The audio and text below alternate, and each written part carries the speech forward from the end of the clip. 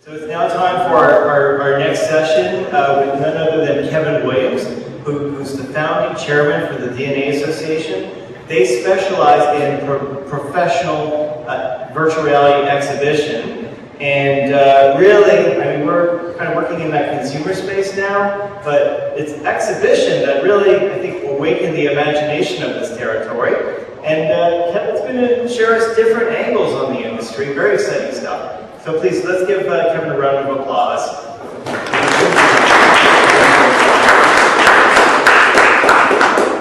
Well, I'd like to thank Neil and all involved with Immersion. It's always nice to come to an inaugural conference.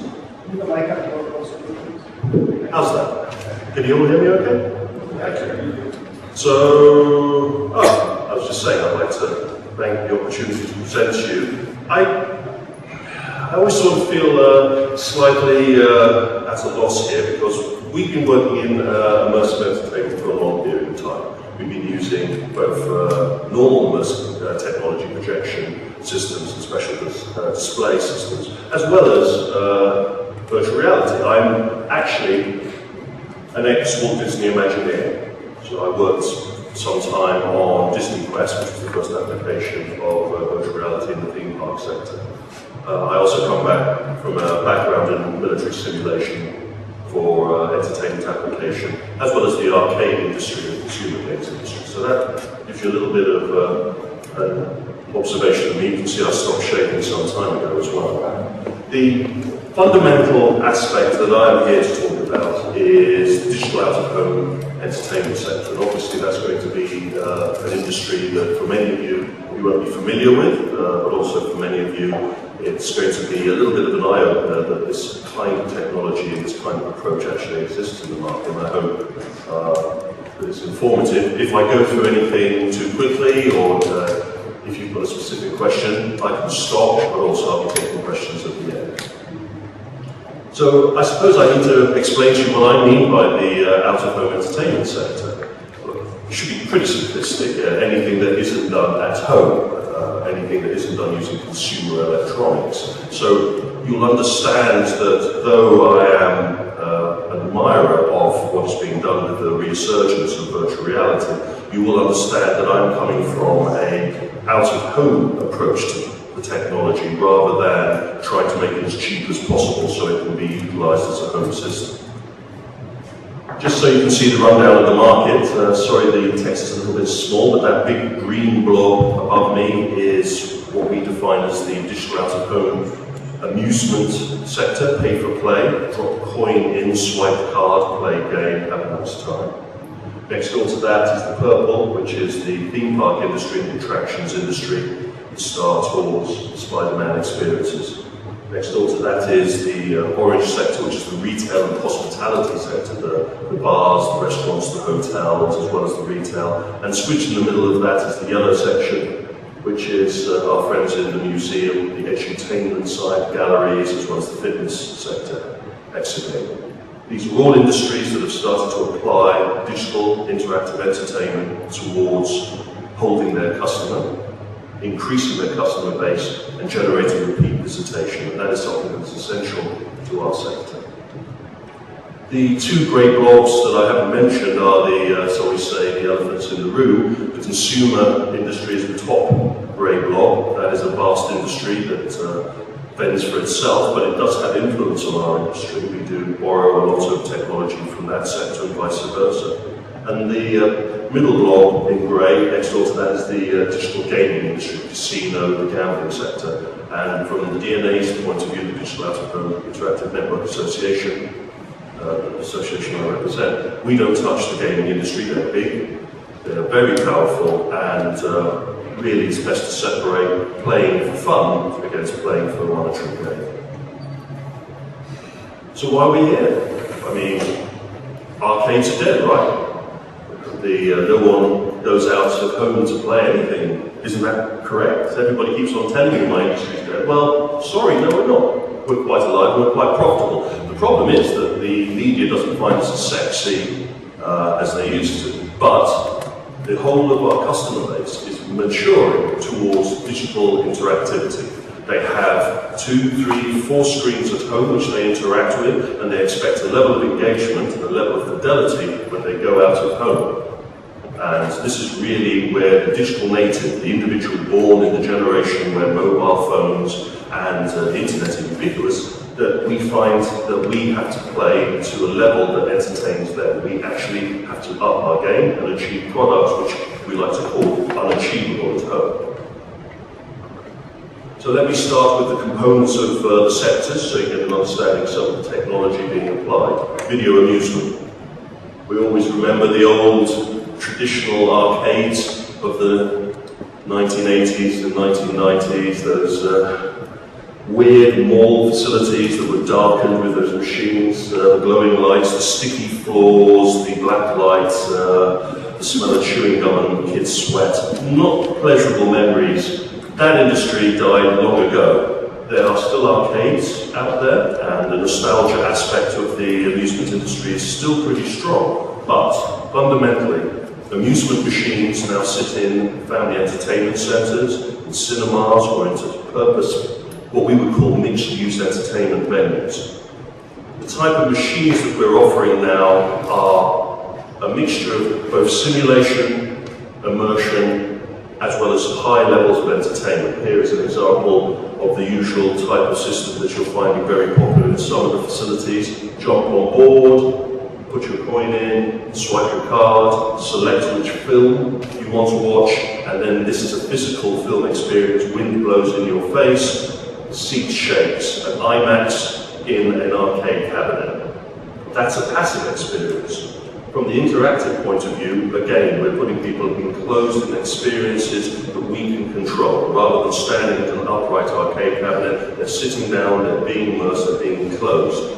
Hereby, our friends at Bandai, a pirate shooting game, gun system inside there, motion seat, again, wind effects. Very compelling, very big screen, much more than just playing a video game at home. This is an experience. Again, our friends at Namco just launched a dome system, launched it just a couple of months ago, based on the Star Wars trilogy, so a very high-profile license. Again, the player gets in individually this time, and here we're using an immersive dome projection system. The dome uses a special fisheye lens that fills their peripheral vision. Very compelling experience. Able to select from various of the big fight sequences from the Star Wars trilogies, the early Star Wars trilogies. And it allows the player to take full control of a TIE fighter or the Millennium Falcon. It pulls the player into the experience. It turns a film into an interactive narrative. And again, using the same type of dome technology but on a much larger scale, we have 2 players using gun interfaces, going through a number of Indiana Jones-esque type escapades, trying to clear the puzzles, shoot the enemy, avoid the insects, avoid the snakes. But again, an enclosure, or what we would call a themed experience enclosure. The individual goes in, they have a good time, they come out, they want to play a game, they want to get a higher score, they want to progress further into the experience. Not a passive experience like a film, an interactive experience. We've gone from the traditional put a coin in, play a game, go away, to the redemption industry, where you put a coin in and you are redeemed, or redemption is offered to you either in the form of ticketing or some other prize format. We've seen the transition from the traditional mechanical redemption products, which are very popular in Chuck E. Cheese's and other family entertainment centres, to a digital version of the same type of technology.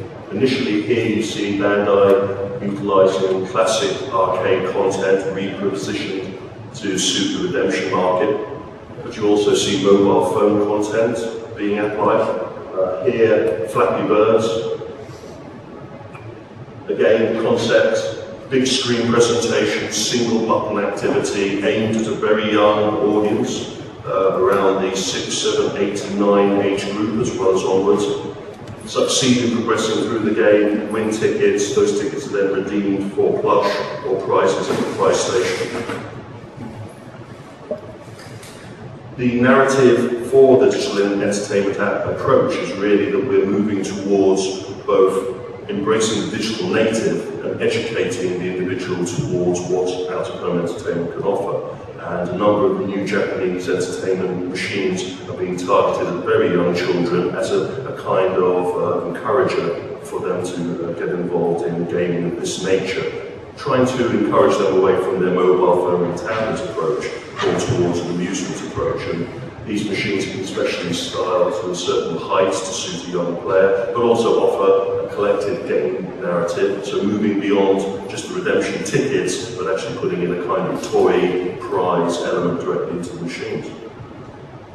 And in the retail sector, retail entertainment, we're seeing the migration of entertainment systems directly into facilities, but utilising gift cards. So rather than redemption tickets or unique prizes, we're seeing when you've successfully achieved a certain level of play, then a gift card is vended from the machine.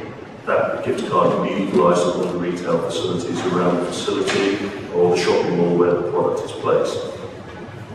We've sort of migrated away from the traditional amusement, and I've given you a glimpse here of some of the products that utilise digital technology, but we're now moving into the next generation of digital technology applications into these products. So we've seen from mechanical to digital screen, and now we see from digital screen to translucent LED screens.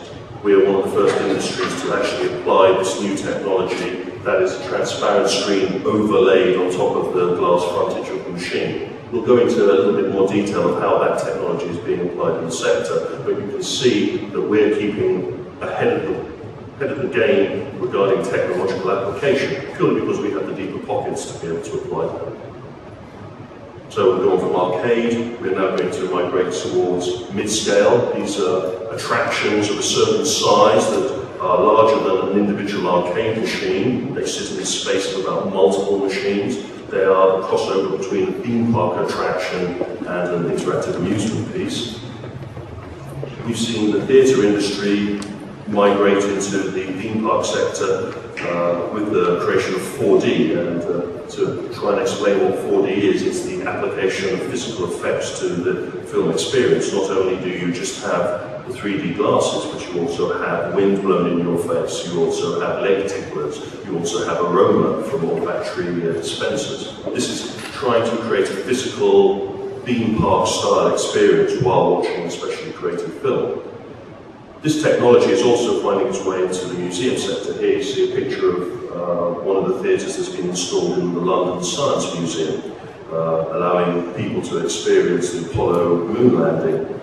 The experience is such that it actually sprays the smell of the moon into the cabin. And that smell is of carbon, according to the astronauts that went onto the surface of the moon. When they came back into the spaceship, their spacesuits were covered in dust, and it was that strong smell of carbon that they reported back to NASA. All of this is trying to offer a higher level of immersion or experience for those individuals that are visiting the facilities, but also generating a repeat visitation. That's a phrase you're going to hear from me a lot during this presentation. We are here to encourage people to come back again and have a good time. Repeat visitation is a very strong aspect of our monetarization of the sector.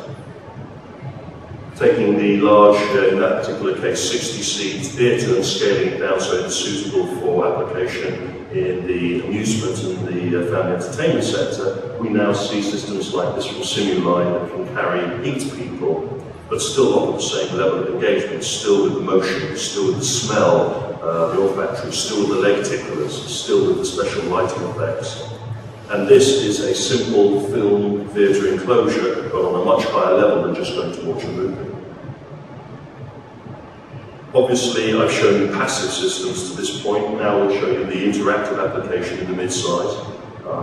Taking the same concept, motion seats, 3D visuals, but rather than just sitting back and doing nothing in this particular case, Triotech has developed a system, a Canadian company, where you shoot at the screen and you interact directly with the experience on screen. You generate points. There are first place prizes for the individuals that get the highest score. Again, going back to my repeat visitation aspect, the enjoyment from this experience is social. And a lot of what we do in the out-of-home entertainment market is a social experience, a social entertainment approach, where we see the consumer systems as solitary. Amusement, out-of-home entertainment has to be on a group, an audience, and a family basis. We deal mainly with group players rather than individuals. And again, individuals like playing and competing together. Here you see a racing simulator center, entertainment-based. So in the morning, it is set up to help train Formula One racing drivers. In the evening, click of a mouse, it is turned into an entertainment facility. People can compete with each other in virtual races. Competitions can be generated, prizes can be offered. This is much more than just playing a racing game on your PlayStation 1, sorry, or Xbox One or your PlayStation 4. This is a compelling, immersive simulator. And this really is the level of engagement that an audience that we deal with wants from their night out, from their valuable retail experience, from their valuable destination experience. They want to have a level of engagement of entertainment that is far superior to the consumer alternative. So I've shown you what are really fundamentally unchanged technologies, except of course for the overlay digital displays. Now we're moving into the application of next generation technology into our sector. So what many may be calling the future for the consumer sector is the reality currently for us in the out-of-home sector. We've been using augmented reality mainly as a treasure hunt tool in theme parks. Walt Disney deployed back in 2006 the Kim Possible experience. Given a special mobile phone, the individual moves around the park, solves clues. Those clues allow physical activities to take place. They collect points, and then at the end of the experience, they load up their clues and their score and are rewarded prizes, as well as given a mobile app. Very compelling, very simple. There's hardly any physical work that is needed in the park to represent this attraction, other than a couple of specially located tracking points. The individuals can run around the park and have a great time while the park continues as normal. That's putting a layer of entertainment seamlessly and invisibly into the environment. And it's the same type of technology that's being used in the museum and the visitor attraction sector, adding a layer of entertainment to entertain the digital natives and younger audiences that we see come to our facilities. Disney has just rolled out their Magic Band technology, which puts a special near-field communication chip on a wristband, so the individuals can be tracked around the park. They can make their payments using this system. They can pass into attractions using this system. They can open the hotel rooms and their lockers. This is not the traditional way that we would look at augmented reality, but it is still the utilization of technology in the real world to help facilitate our activities. We've seen the application of the virtual tour guide, the audio systems are very popular. They moved from tape to digital to now cloud-based systems. And we come to a bit of a conjective aspect of our industry, which is the use of the mobile phone. You may think that we would be interested in the out-of-home entertainment sector, especially the museum and theme park sector, to have the guests constantly use their mobile phone to navigate around the facility. But there are problems to that. Number one, battery life. The last thing you want is a guest to come to your theme park and use up all of their battery trying to navigate around your facility. They get very angry if they can't use their phone for what it is intended to be as a phone. Also, there is the issue that some guests come from other countries to your facility that may not be on the same package or may not be able to activate the applications to run whatever experience that you're offering. We've already seen that this slide now I cut at the beginning of the year. It's now out of date. I'm showing a picture of Google Glass. That was a concern in the early days when that was first broached, that we would be having to tell people to take their Google Glasses off because it would breach the privacy of the individuals in the park, but also would capture data that we wouldn't really want captured. Now, problems have amounted so much that we don't even need to worry about Google Glass. At an event like this, there's only one individual walking around with it. Scary. You know, this event, if it had been held last year, I'm sure half of the audience here would be wearing Google glasses. That's how technology moves on. We have to be mindful of the changes that take shape.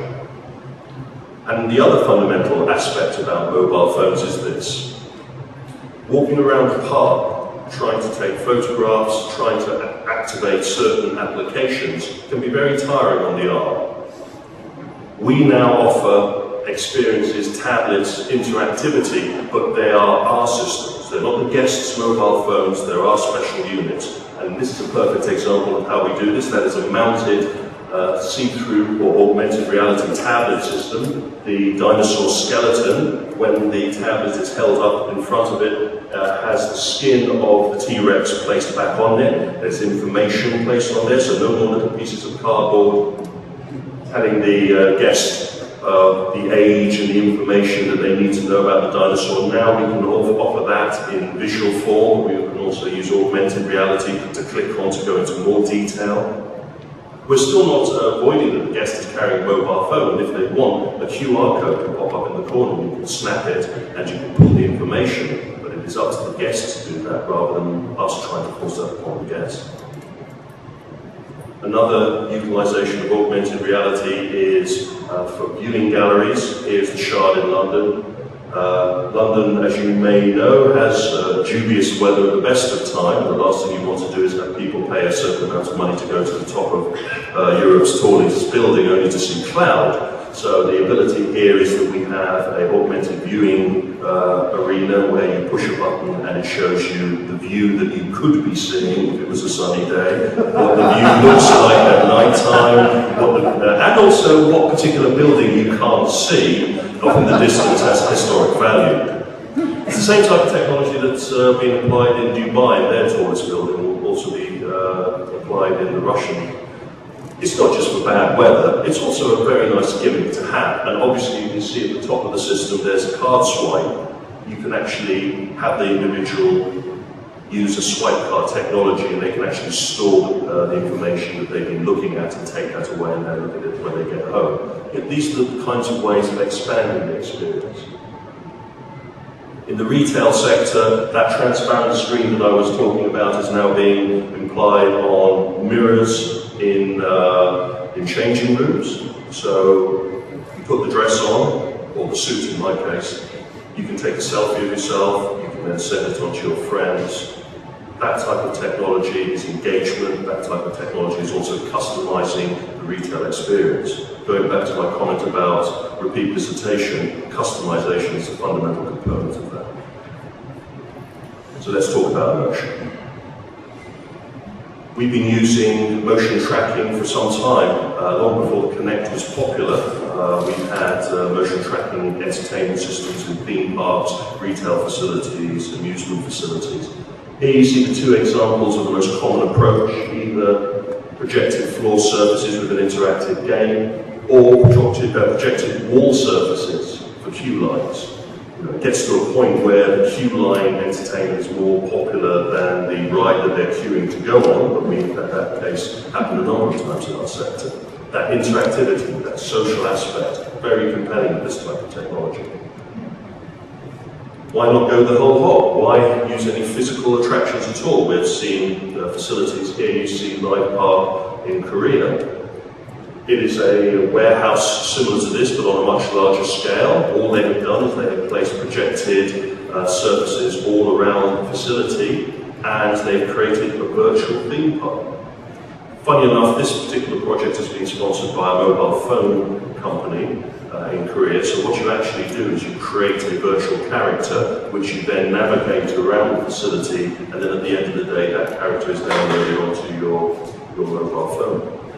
But again, a mixture of interactive 3D visuals, the marriage of customized experience. These are a recurring statement in our particular part of the sector. 3D projection mapping, very popular now as an application. The individual walks into a space and inside the building is projected on, animated, made very compelling. This has given a brand new life to the theme park sector after dark. but also this technology is now being applied inside special buildings, so the walls can come alive. A mixture of 3D projection mapping and puppeteering creates a very compelling immersive experience. And of course we have the Vactor, the 3D actor. They don't look at the person behind the curtain. In this particular case, the need for someone to walk around the theme park wearing a costume is alleviated by being able to have the guest interact with a digital recreation of the character, the mascot. And again, this has a value for us, a secondary spend, because you can record the interaction of the child and the digital character, and that can be given as a takeaway to the guest at the end of their experience. Again, the transparent screens that I talked about, being used on fridges in hospitality sectors, so they try and encourage you to work out what the drinks are. They play games on top of those fridges. We're seeing windows and shops being turned into giant interactive screens that can be play games or supply information. And of course, I've already shown you the redemption machines that are using this overlaid screen technology. So we've gone from the utilization of the physical world with immersive technology. Now we're creating digital immersive environments.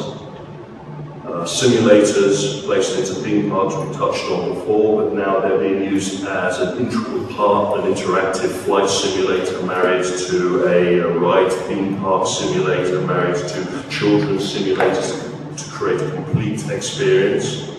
This is the Red Arrows experience in London. It is multiple simulators offering multiple levels of entertainment.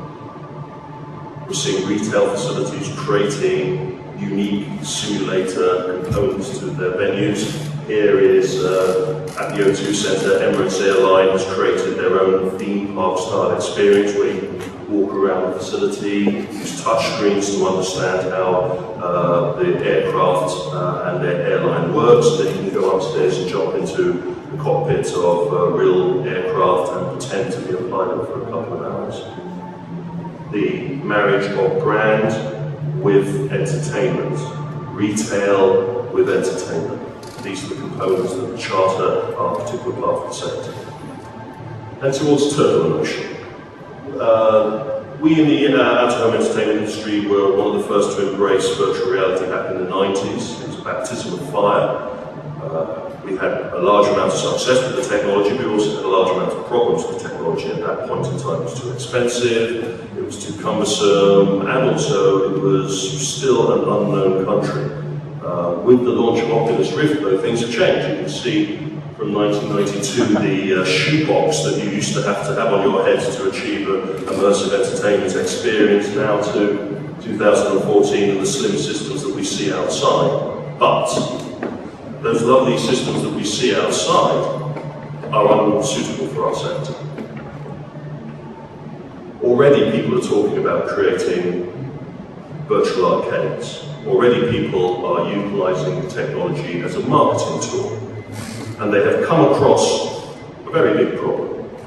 Fundamentally, taking a consumer system that only costs $400 and hoping that it is suitable for hundreds, if not thousands of people to use today is lunacy. And already you may be aware that Oculus Rift has decided that they do not want to see their DK systems or their consumer systems used in out-of-home, or should I say commercial application.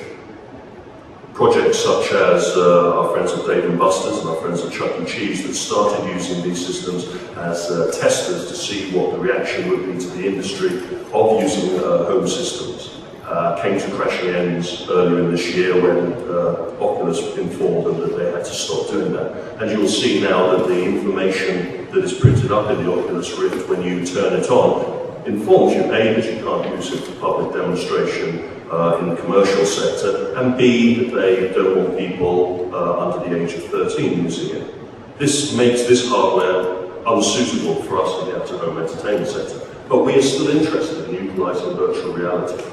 And to that end, a special commercial out-of-home entertainment head-mounted display has been created. Our friends at Immersion Aurelia here at the conference have partnered with another company to develop a HMD that is both rugged, it can be dropped, combines headphones, so it's only one cable, and the most important part is easy to clean. I think one of the most fundamental problems of virtual reality is not the possibility of being made sick by the visuals that you see on the screen, but being made sick by the last person who used the headband. And so we have to be very mindful in our industry to create hardware that is suitable for application in public entertainment. And that is important. And for most of you to consider this point, if we don't get to see the final version of the consumer approach of the Oculus Rift or any of the others, Project Morpheus systems, until the end of next year, we in the out-of-home entertainment industry still need to have a system that we can field and to populate our facilities. And this particular system, Blue Sky, will be turning up in facilities in the middle of next year. This is not just a brand, this is a serious industry that we work in. And it'll be interesting to see how the consumer sector is influenced by what we do in the out-of-home entertainment sector. Not all of the technology that we use for full immersion in the out-of-home entertainment sector utilizes what we would say 3D glasses or head-mounted displays. We also like the ability to have unencumbered immersive entertainment. And here you see a system using the CAVE, Computer Automated Virtual Environment approach, where the individual walks literally into a virtual environment. Very compelling as a training tool in the military, and in the law enforcement, that technology is now being applied to specialist entertainment facilities around the world. There's 2 sites opening up in Dubai that will be utilizing this kind of CAVE entertainment experience, literally dropping the user into the middle of the game.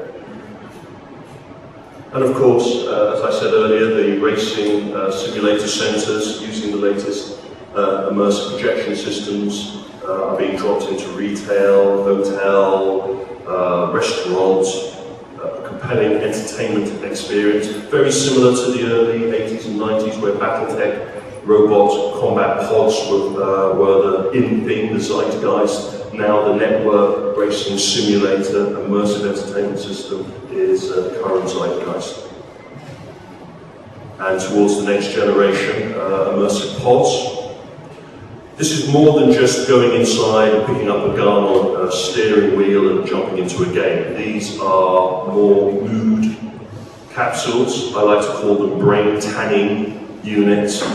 You get in, you go out to the system, swipe your card, pick the experience that you want to go through. The door opens, you crawl inside, the door closes, and you are surrounded by full projection, calming, relaxing mood experience.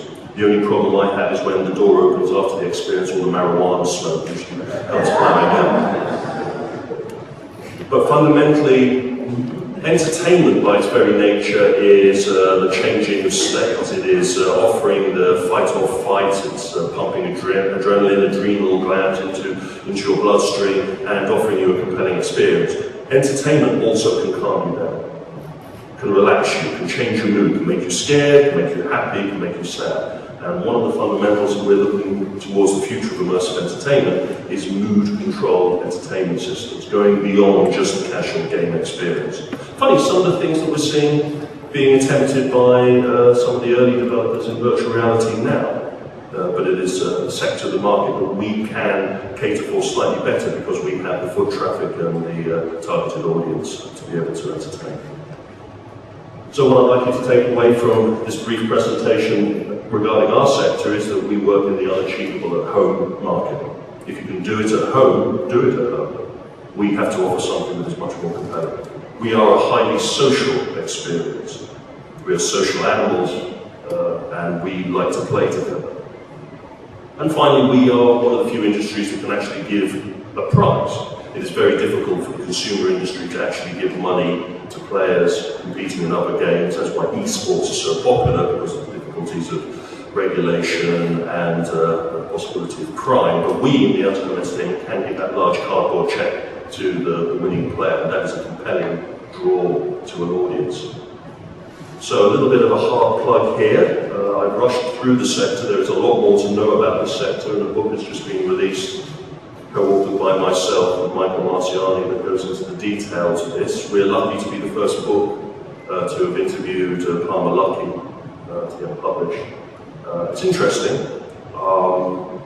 Funny enough, some of the views that he mentioned when we interviewed him have changed over the last couple of months, but I'm sure $2 billion does have that effect on you. What I'd like to say though about this book is that it does kind of give you a snapshot of how this industry started, and if you understand how the out-of-home entertainment market started, that will also help you understand the future not only of our markets but also the other markets that it touches, including the consumer entertainment sector. Anyway, I've bored you long enough. I thank you very much for your time.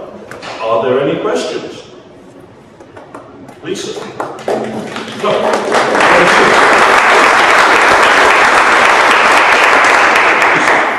You had a lot of examples, and there's probably many others. I'm wondering the extent to which virtual golf is a part of your industry, or if it's a separate parallel. Yes, we have a lot. Virtual golf is a simulator. So, along with the car racing simulators, along with the target speed shooting simulators, there's also the golf simulators, and there's about 4 or 5 major companies. Dave & Buster's, a very popular chain of entertainment restaurants, has in their bar area golf simulators. So you can, while you're having a couple of brewskis with your friends, you can grab your clubs and go and whack the ball around the virtual environment. At the same time, there are clubs in London and in Tokyo and in New York that are specially placed in the, so we say, the business areas, and allow corporate executives, rather than rushing to the burbs to go and play golf, they can go into simulators. It is a simulation entertainment experience, and it is very popular. Any other questions? Thank you very much for your time, and I hope you have a good day.